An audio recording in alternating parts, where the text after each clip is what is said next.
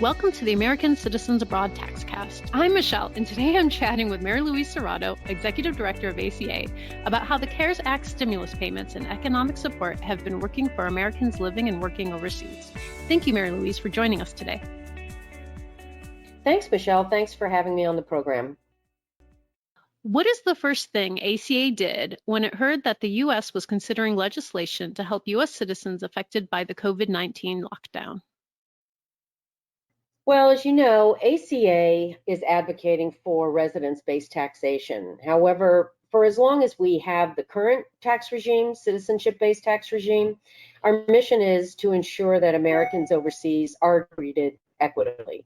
With that in mind, ACA was the first organization representing Americans overseas to advocate to the Congress, the IRS, and the Treasury, stressing that Americans overseas needed to be included in the legislation.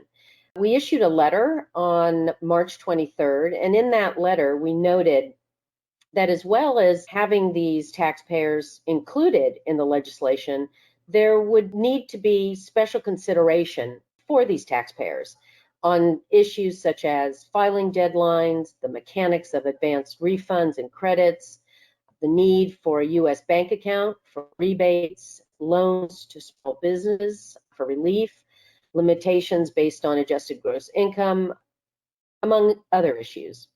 As a result of ACA's efforts and other groups, Americans overseas were made eligible for the recovery rebate payments, or as they are more commonly known now, the economic impact payments, EIP.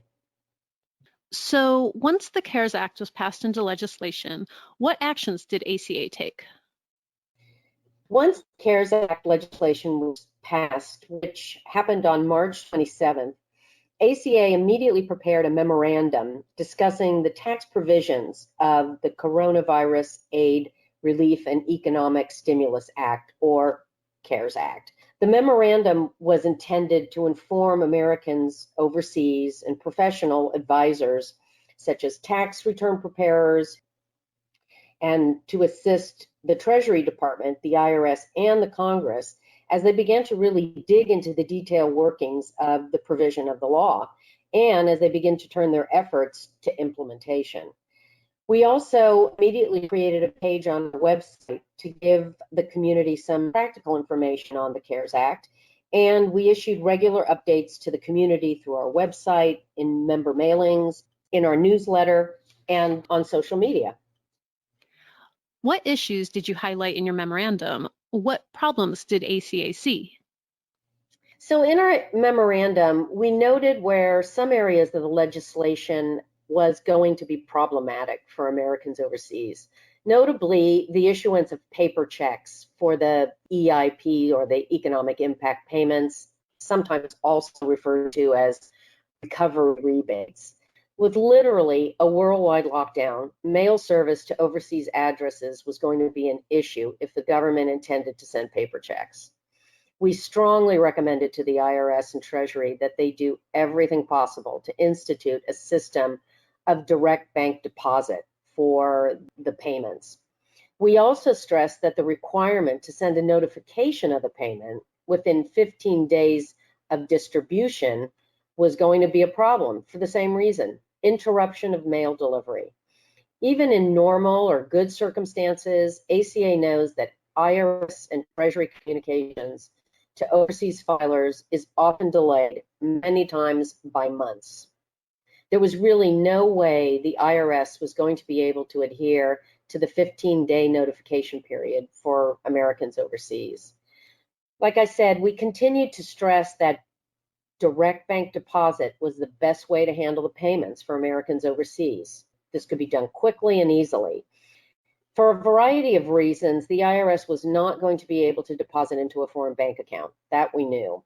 The IRS doesn't make tax refund deposits into foreign accounts. They can only be made into US-based banks. The reason for this, we believe, is for fraud prevention. The IRS can easily verify and trace payments made to US bank accounts if they are done fraudulently or if there are problems, but it's a lot harder to do the same tracing with foreign bank accounts. For Americans overseas, ACA was able to offer a solution for a US bank account. And our solution is the ACA member SDFCU account. This is a US-based bank account that can be applied for online and without the need of a US-based residential address. The challenge for the IRS and Treasury was to find a way for Americans overseas to get this US banking information to the IRS in order for them to make the deposits. We offered some suggestions on how this might be accomplished. We suggested the filing of an all-zero return, which could simply be filed and provide no actual tax information, thus the name all zero, but the filing would include US bank account information. This is similar to what the IRS and Treasury used in 2008 for the delivery of the economic stimulus package post the banking and financial crisis. You mentioned that the IRS does not make direct deposits into foreign bank accounts, except for those receiving Social Security benefits. Why does it work for Social Security benefits and not for the economic impact payments, the EIP? Good question, Michelle. For Social Security payments, the Social Security Administration provides a portal where an individual sets up a personal account once they qualify for receiving their Social Security benefits. Individuals are able to verify their identity and provide Social Security with the information as how they want to receive their Social Security benefits, either mailed by check or deposited into a foreign bank account or into a US bank account. Each recipient has their own personal account profile that is password protected and that they manage, so the fraudulent use of the information is minimized. This type of system does not exist for taxpayers in the same way. Taxpayers can set up an account for payment of their taxes online, for example, their annual tax payments or quarterly estimate tax, but not for receiving refunds. Refunds are handled by providing the IRS with banking information on an individual's tax return, either filed electronically or by mail. The IRS does not have taxpayer accounts where everything can be managed in one place, like Social Security benefits. It probably should, as it would make life much easier for the IRS and for the taxpayer, especially those that live overseas.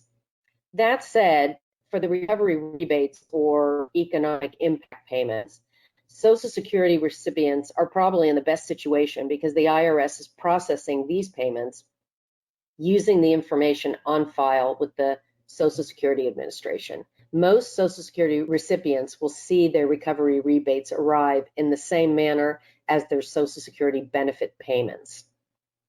Great for those on Social Security, but how is it working for the rest of the Americans overseas? Well, just to clarify, the Coronavirus Recovery Rebate or Economic Impact Payment, EIP, is technically a credit against 2020 taxes. The provision treats it as an overpayment for 2019, which will be rebated as soon as possible during 2020. Hopefully that wasn't too confusing. So the IRS will go back to the tax return on file, either 2019 or 2018, and calculate the amount of an individual's EIP based on the income reported as it relates to the thresholds for eligibility. The thresholds are posted on the IRS website for the CARES Act, but basically the thresholds are $150,000 for joint filers, $112,500 for head of household, and $75,000 for individuals, with a $1,200 rebate for individuals and a $2,400 rebate for joint filers, as well as an additional $500 rebate per dependent child. However, I suggest that individuals look at the IRS published data on who is eligible, which you can include in your show notes. For individuals who at the time the determination of the EIP is made have not filed a tax return for 2019, then the 2018 filing will be used to determine the amount of the EIP. You have to have filed a tax return in order to qualify for the payments, the exception being for those who are legitimate non-filers, fall below the filing threshold, or are only receiving Social Security benefits. Individuals who have filed either a 2018 or 2019 tax return will receive their EIP via direct bank deposit only if they indicated their banking information on their tax return. So anyone who filed a 2018 or 2019 return and was due a refund and requested to receive that refund through direct bank deposit will also receive the recovery rebate the same way. Again, the problem here is for those who may have filed a return or not due a refund. Therefore, there's no banking information on file for the IRS or Treasury to make the payment. For individuals who have not provided banking information, the IRS will use the last known address on file to mail them the economic impact payment. In our memorandum and in conversations with the IRS, we suggested that they provide a way for all individuals to get direct bank deposit information quickly to the IRS, as this would facilitate the processing of the payments for Americans overseas and for all taxpayers for that matter. As mentioned earlier, ACA suggested the use of the all-zero return, which was used in 2008 to deliver stimulus payments, or the development of an online tool to provide that information. Use of the all-zero return was also hinted at by Treasury early on with consideration in the CARES Act, but for some reason they decided not to go that route. So the IRS seemed to not have picked up on the all-zero suggestion, but did respond by launching the Get My Payment online platform in early April, right? Yes, shortly after our discussions with the IRS, they announced the launch of the Get My Payment online registration tool. Initially, the tool was designed for individuals to be able to track their recovery rebates. By inputting your personal information, your social security number, your address, you could see the status of your payment. It was then further designed to allow for the input of U.S. bank account information so individuals could get their recovery rebates directly deposited into their bank accounts. Unfortunately, Get My Payment experienced a really bumpy takeoff for everyone, not just Americans overseas. The first problem for overseas taxpayers was with the input of foreign addresses. Reports into ACA indicated that many individuals were receiving error messages when they inputted their foreign addresses. It appeared that the tool could not read a foreign address, or that the address needed to be formatted in a US fashion, even though it was foreign, house number first, for example. Also, the address information had to match exactly what was on an individual's tax return or last tax return. But for some individuals, even when they inputted everything exactly as it appeared on their last tax return, there were still glitches. In our conversations with the IRS, we advised them of this, and they worked on correcting the problem. It took about 3 weeks for the foreign address field to begin working properly. This was a really welcomed correction for the overseas community and for us at ACA because they clearly heard our concerns. Unfortunately, at the same time as they fixed the problem, the IRS set a firm deadline for providing U.S. banking information, which gave overseas Americans very little time, essentially 3 days, to provide the IRS with their banking information. What are you hearing now from the overseas community? Are individuals receiving the recovery rebates? What other problems has ACA heard of? Good question. We're hearing lots. We're hearing that individuals in a wide range of countries are receiving their recovery rebates, some by bank deposit, others by physical checks. This is good news. However, there are still issues, and some individuals have been waiting weeks and even months for the recovery rebates, and some are still getting error messages when using the Get My Payment to check on their EIP. This, however, is not specific to just overseas Americans. It's happening stateside as well. The IRS has delivered over $160 million in recovery payments. With all large-scale stimulus programs like this, there are bound to be delays and glitches, unfortunately. There is also the issue of mail delivery delays, and in some cases, complete shutdown of delivery to certain countries. Some of the mail shutdowns are a result of foreign government actions, and some are coming from the US side. There's a USPS website where individuals can check to see if mail delivery in the country where they are living has been suspended and what alternates may exist for mail delivery. Hopefully you can add that in your show notes. A problem we see on the horizon that we have already advised the IRS about is the decision to issue debit cards for many of the recovery rebates. Debit cards may work well for citizens living in the US, but will not work for those living overseas. For sure, one of the things ACA sees with this experience is how ill-equipped the IRS systems are for dealing with overseas taxpayers. The delay time for correcting the problems with Get My Payment to work with a foreign address should not have been an issue if you have a tax regime of citizenship-based taxation. Taxpayers should have a way to easily administer their tax obligations from outside the country. That's the very least that can be expected. We are still hearing of individuals who have been unable to get a status update on where their recovery rebate is, and some continue to receive error messages when using the Get My Payment tool. We have also heard of individuals who normally receive their Social Security benefits via direct bank deposit, but have received their recovery rebate via check. Certainly, there is a glitch in the system there. This shouldn't be happening. The IRS has added more operators for their 800 number to help answer questions and update individuals on the status of their EIP. However, for overseas filers, generally cannot access an 800 number. So they will need to call the US-based number, which you can provide in your show notes. And it's unfortunately not a free call.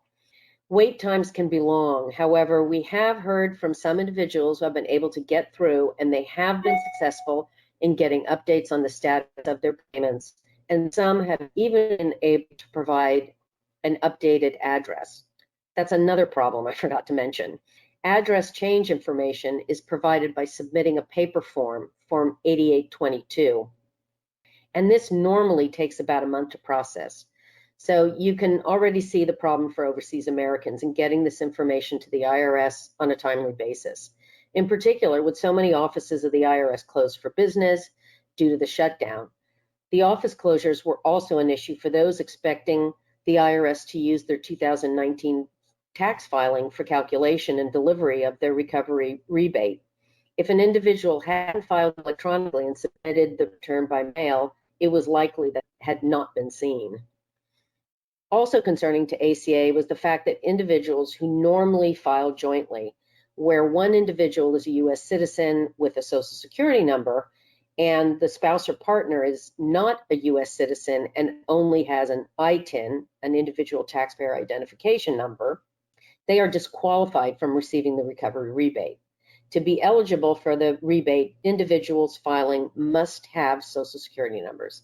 Again, we speculate that the IRS has done this for fraud prevention, but it's locking out many who are eligible for the EIP stimulus payments and who need the stimulus.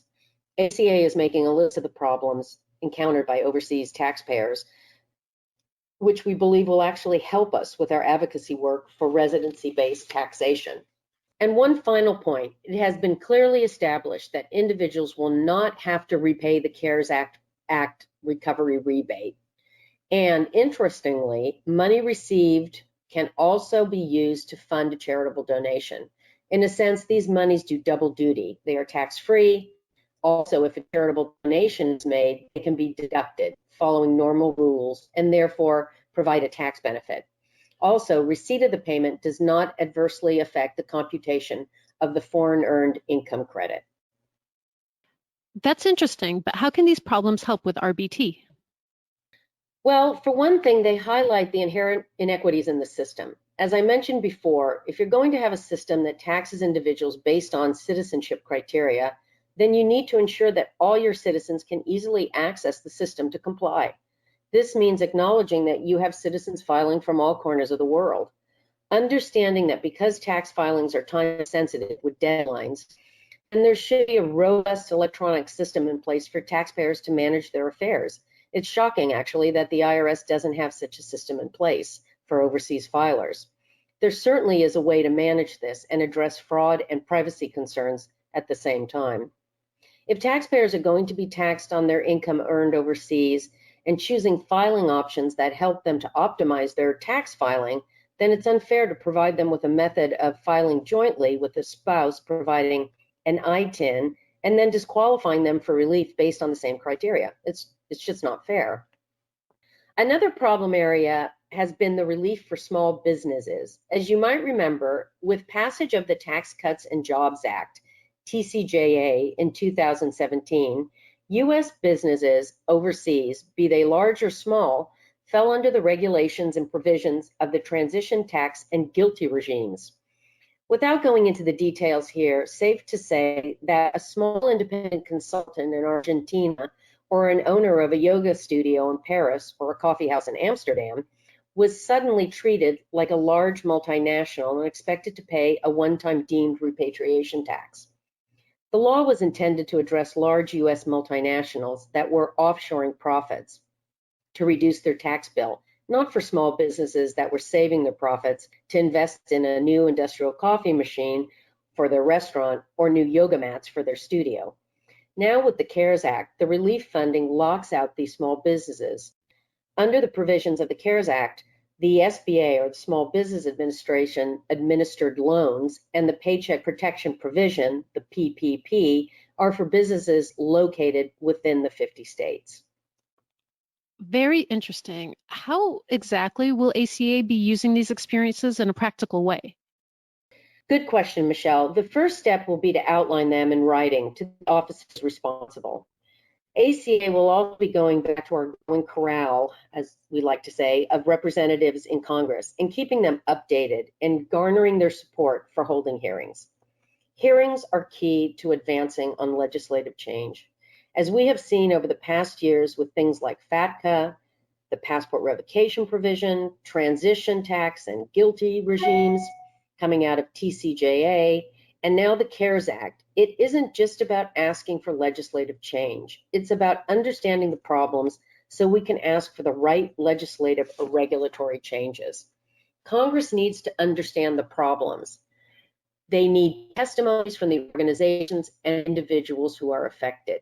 ACA's work, our development of legislative and regulatory corrections, our side-by-side roadmap, as I like to call it, where we've taken current tax policy and sat it next to potential corrective residence-based taxation measures, our research on overseas taxpayers and their income and investment profile, all these need to be put on record with the Congress and administration. Hearings are the official way to make this happen. ACA, we just can't stress this enough. Everyone, and I mean everyone who is affected by overseas U.S. tax policy should support the call for hearings. The experiences of the CARES Act is only going to add to this ever-growing list of problems that can only further help us highlight why legislative change is so important. On that note, how can individuals help?